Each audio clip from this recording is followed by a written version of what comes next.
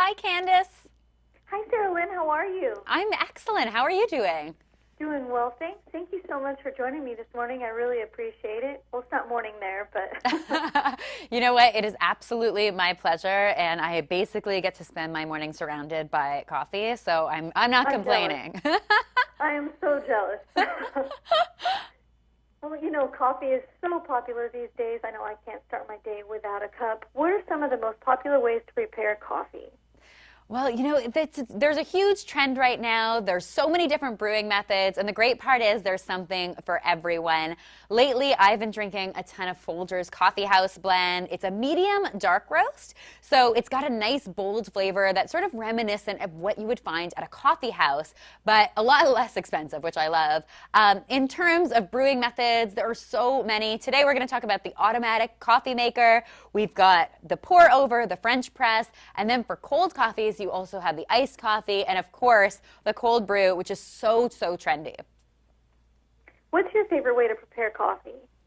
I would definitely say I am an automatic drip sort of gal, and that's only because I really love to prepare my coffee the night before so that it is ready and brewed when I wake up in the morning. There's nothing I love more than waking up to a nice hot pot of coffee that is already ready to be enjoyed. I don't blame you. I feel the same way. Right? Right. You know, cold brew coffee, like you mentioned, is all the rage these days. Do you have any tips or tricks on how to prepare it? Yeah, cold brew is huge right now, and especially in the summer months, a lot of people are enjoying a colder coffee experience.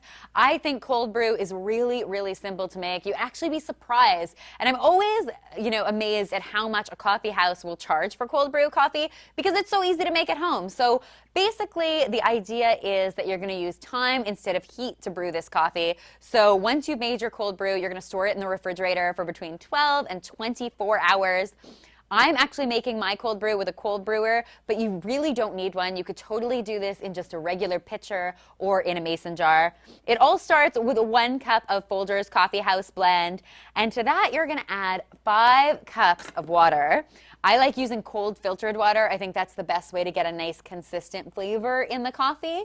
And then, like I said, it's just a matter of letting this steep for 12 to 24 hours. You really reach peak flavor at about 15 hours. So if you want something really delicious, I would highly recommend taking it out then. It can be enjoyed right away or stored in the fridge for 3 or 4 days. What's really good about cold brewed coffee is that it has very low acidity and a nice smooth finish. You'll also find that because of all of that time, it develops a bit of a smoky flavor and a little bit of natural sweetness, which is why people who traditionally take cream and sugar in their coffee will often drink cold brew coffee black. Wow, I had no idea. Mm-hmm. And do you think that everyone who loves coffee should own a French press or a traditional auto drip coffee maker?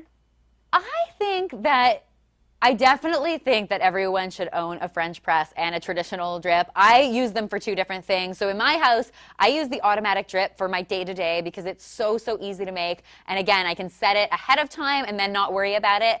French press for me is all about the weekend. So when I want to enjoy a really nice, luxurious coffee experience, I find the French press is the best way to do that. The secret to using a French press is really in the ratio. So you're looking for about 6 tablespoons of coffee to 4 cups of water.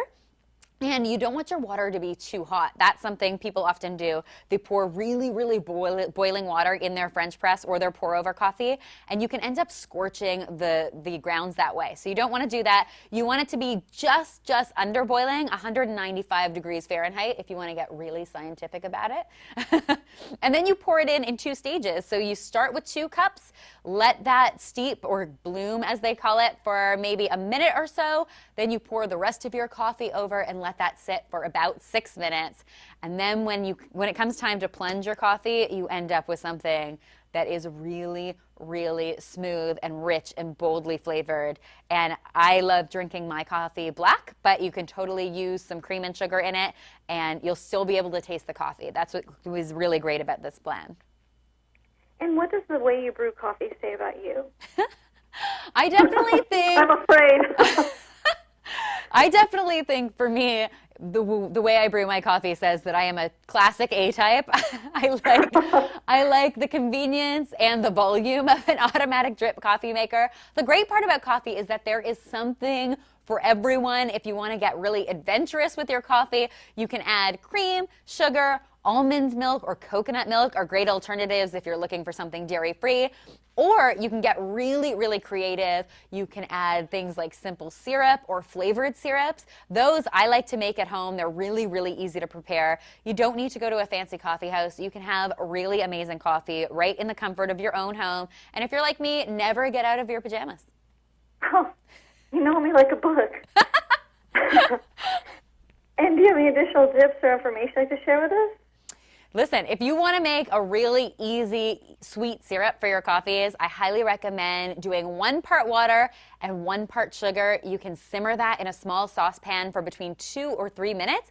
And if you want to infuse it with flavor, you can add a vanilla bean or a cinnamon stick. I also like adding some cocoa powder. Or if you want to make a caramelly flavor, leave it simmering a little longer until it develops an amber color. That way you are getting a real authentic coffee house experience right in the comfort of your home.